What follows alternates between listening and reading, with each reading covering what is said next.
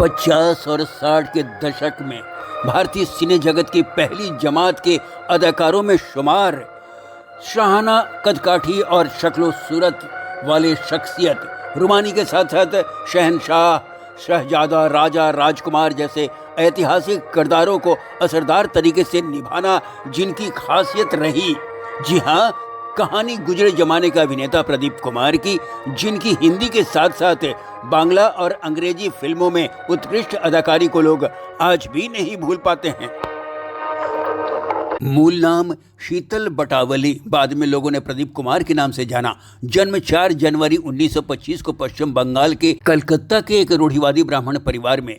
अभिनय की ओर रुझान बचपन से ही था, जबकि पिता इसके सख्त खिलाफ थे। फिर भी शुरुआती दौर में वे थिएटर से जुड़े। मात्र 17 साल की उम्र में ऐसे ही एक बांग्ला नाटक में बांग्ला फिल्मों के निर्देशक देवकी बोस की उन पर नज़र पड़ी और उनके अभिनय से इतने प्रभावित हुए कि बांग्ला फिल्म अलकनंदा में बतौर नायक उन्हें मौका दिया। फिल्म तो खास सफल न रही, मगर प्रदीप कुमार दर्शकों का ध्यान आकर्षित करने में सफल रहे। दूसरी बांग्ला फिल्म में भूली नॉय तो सिल्वर जुबली हिट रही। एक आध अन्य फिल्मों के बाद 1949 में उन्होंने बम्बई का रुख किया और कैमरामैन धीरेन डे के सहायक के रूप में काम करने लगे, मगर उनमें नायक बनने का जुनून कुछ इस कदर छाया हुआ था कि हिंदी और उर्दू की तालीम हासिल करनी शुरू कर दी। अंततः 1952 की फिल्म आनंद मठ में पहली बार मुख्य अभिनेता के रूप में पर्दे पर नजर आए और पृथ्वीराज कपूर जैसे दिग्गज के समकक्ष भी अपने हुनर की छाप छोड़ने में कामयाब रहे।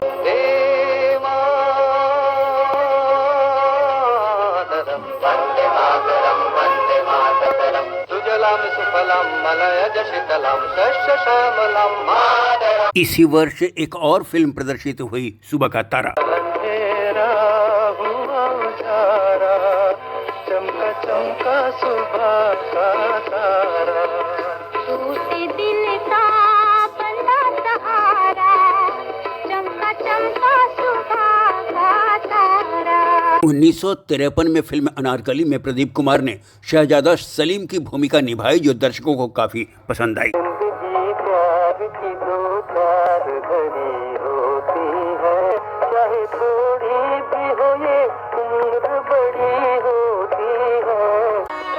तो अगले वर्ष प्रदर्शित फिल्म नागिन की सफलता के बाद दर्शकों के चहेते बन गए।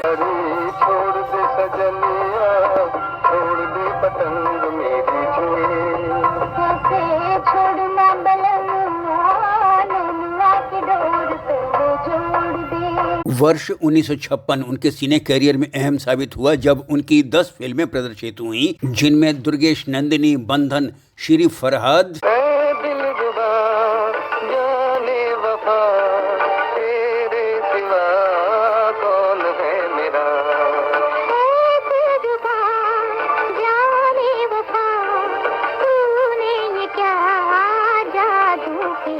जागते रहो, राजहाट,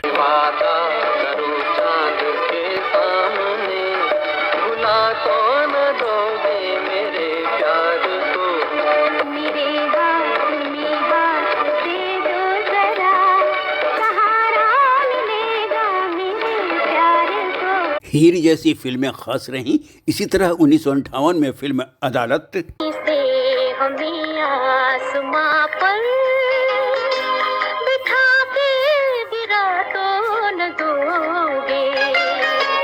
अगर हम ये पूछें कि दिल में बसा के भुला तो न दोगे, और 1959 में दुनिया न माने।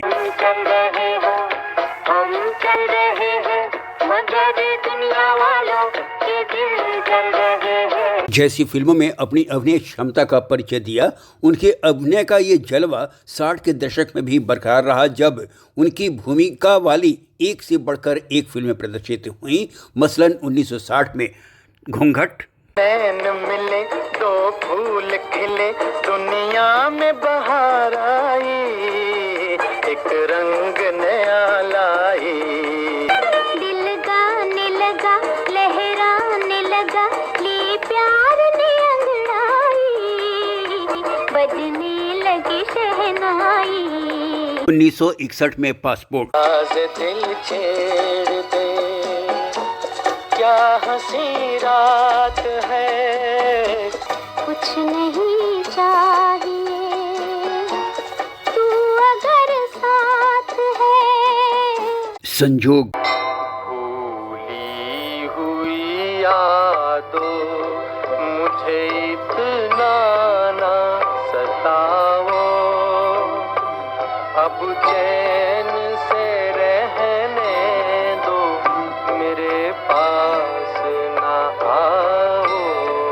सन 1962 में प्रदर्शित राशिर प्रोडक्शन की फिल्म आरती को लोग आज भी नहीं भूल पाते हैं। अब क्या मिसाल दूं मैं तुम्हारे शबाब की, इंसान बन गई है किरण महताब की। इसी तरह अगले साल प्रदर्शित फिल्म ताजमहल में उनकी अदायगी का लोहा आज भी लोग मानते हैं। वादा किया वो निभाना पड़ेगा, रोके जमाना चाहे रोके खुदाई, तुमको आना पड़ेगा। इसी वर्ष उस्तादों के उस्ताद बार जन्म लेंगे, सवार फना होंगे, है जान वफा फिर भी हम तुम न जुदा होंगे। मेरी सूरत तेरी आंखें।